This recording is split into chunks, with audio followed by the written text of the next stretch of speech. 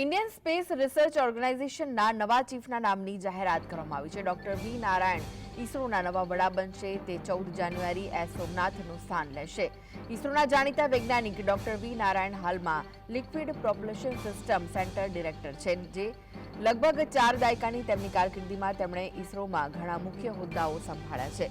તેમણે ભારતના ક્રાયોજેનિક એન્જિનના વિકાસમાં નોંધપાત્ર યોગદાન આપ્યું. એક એવી ટેકનોલોજી જે અગાઉ ભારતને નકારવામાં આવી હતી. નારાયણ રોકેટ અને સ્પેસક્રાફ્ટ પ્રોપલ્શનમાં નિષ્ણાત છે. તેમણે તમિલ માધ્યમની શાળાઓમાં અભ્યાસ કર્યો અને પછી આઈઆઈટી ખડગપુરમાંથી ક્રાયોજેનિક એન્જિનિયરિંગમાં એમટેક કર્યું હતું. ટોચના રેન્ક માટે તેને સિલ્વર મેડલ આપવામાં આવ્યો હતો. આ ઉપરાંત તેમણે એરોસ્પેસ એન્જિનિયરિંગમાં પીએચડી પણ પૂર્ણ કર્યું. ડોક્ટર નારાયણની નિપુણતા રોકેટ અને અવકાશયાન પ્રોપલ્શનમાં છે.